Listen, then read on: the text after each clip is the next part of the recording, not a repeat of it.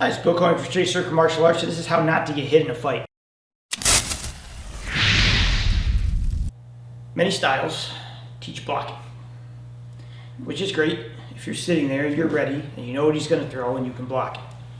Often though, you are in a position that is not good for blocking, or your hands are not in position to do it. So if I'm on an angle that's not appropriate to block, what am I going to do with it? If my hands are down, this punch is coming, what do I do with it? So when you do this, what you have to do is you have to learn it in two ways. You start without hands, and then you go two hands. Always start slow, add gloves in later, go faster.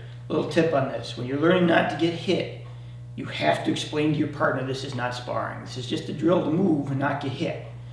Because when you're not countering, eventually they're going to tag you. My old instructors used to say, you might get one block, but that's all you're getting before you hit him, because if you try to do 2 or 3, he's going to overwhelm you. Well, it's the same thing here. If he throws a punch and I evade it, and he throws another punch and I evade it, there's only so many times that's going to happen before I get plastered. So the way I teach it to new guys is I teach 1001. So if I throw a punch and he moves, 1001, 1002, 1003. If you start going, oh, you're going to get him, of course. It's a drill. Get used to it. What you want to do first is you got to get used to the idea of just not getting hit with your hands down. So if he punches in my face, I want to get used to the idea of moving those feet.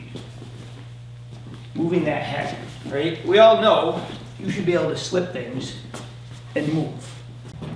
Very important to this is you always move those feet if you have time. Now, feet are dictated by distance too. If he's this far and he punches at me, I have more time to move my feet. If he's this close, I have less time to move my feet. If I'm here, I can move my feet, but it's going to be just really, really small, because I don't have time on a quick punch to just take a long step and evade, because the punch is there and it's on you and it's too late. So what you do at first is as he punches, you step. That's always number one. Learn to step. As you get better, you learn to move your head. Right? You move the body. And eventually you get very good at evading things. Now I'm trying to keep this within the camera. As a general rule, we move a lot more.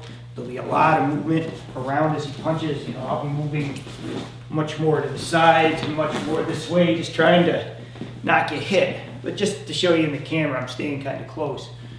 What I like to do is you take your partner and you want to mix it up slow. So I want to go like this. I want him to see this so he understands the angle it's on at first. So I'll punch and he'll move. I'll give him a different angle. Punch and he'll move. Punch and he'll move. And you just get used to moving your feet all the time. As you get better, you start moving different angles, different punches, right? Up and down, and just give them different variety. Another thing that'll help with it too is if you had a second person down the road too, because not only will you get a punch in this direction, you also get a punch in this direction. You really have to learn to be nimble on your feet. When you get that down, then you can add hands. Now hands, people do this wrong, in my opinion. When people punch, a lot of people want to use their hands to stop things. My hands and my feet work together. So if he throws a punch, I use my hands, but my feet move. And the reason I can evade these things is because my feet move. Even if I didn't have my hands, I'd still be okay. And that's what you want to be at. If your hands aren't there, you fail. At least by moving, you gave yourself a chance. But what happens over time is you'll get coordinated enough to where your hands and all those blocks you did very stiff for years should move with you as you go. So as he punches, look, get used to moving the hand. Get used to evading.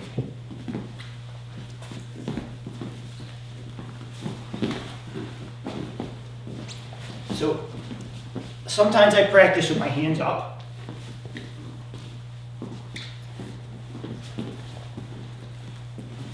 Sometimes I practice with them down. And then I have to learn how to shield on different directions. All the time. I used to spar like this.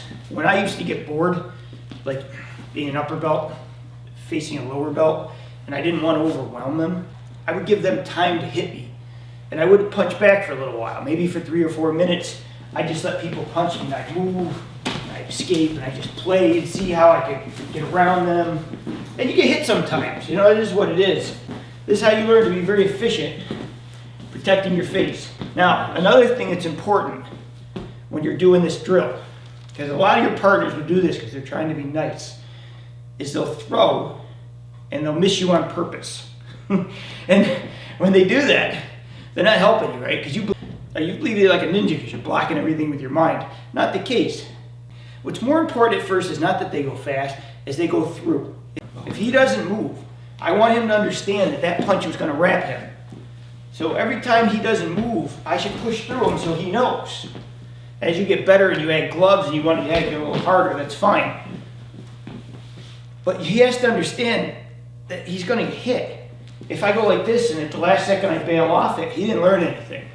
It's good to understand that it's a drill, it's not a fight. If it was a fight, I would have to counter. So when he punches, just for long periods of time, I want to get used to moving on different angles, playing with shoulders, playing with arms, forearms, and hands. You know, sometimes I'll just move my head, and you get very used to moving like that. When you get good with that, it's very important down the road that you learn to immediately counter at that point. You know, don't add the counters first because you'll be more worried about hitting them than you will be about escaping. But you get into a real situation, more than likely, you don't get many chances. He misses with one, and then you get cute and don't hit him back. He's not going to stop. He's just going to keep pummeling you. So when someone throws something, you know, you better get them right away. So the steps are very simple. You do it without hands, you do it with hands, and then you do it with everything except you add counters back into it. So immediately, like that one, see how I caught it with the shoulder and then I stuck the hand up underneath? That's how you gotta learn this stuff. If something comes and you catch it this way, why do I waste it? I wanna hit him, come back in. If I had it here and I could just get one through the middle, why would I not? So I slip it, I hit it, and I'm in. So get used to the idea of all the time of how do I slip this and how do I use it. Take it, counter, come back in. One other tip to this, you start big so you can see it. As he punches, you want to get used to escaping from a long ways away because when you're new, it's hard to deal with it close. So I want to escape large. As you get better, it'll get closer. And you have to go from big to small over time. You can't just start small because you won't have that kind of, you can't see it. You need bigger to see it, and then over time your brain will comprehend what you're doing. So start large, move, escape, eventually get closer. The other thing I like to do with this is I like to put myself in bad angles on purpose.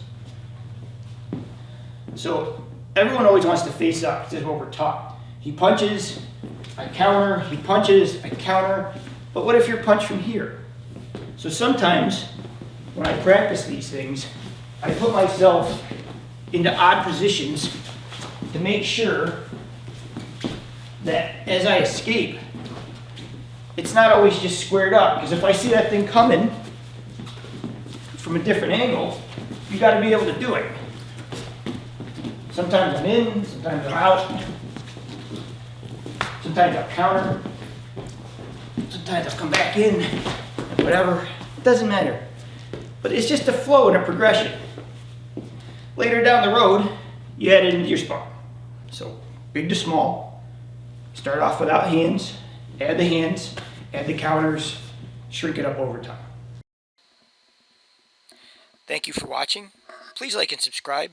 It helps the channel grow.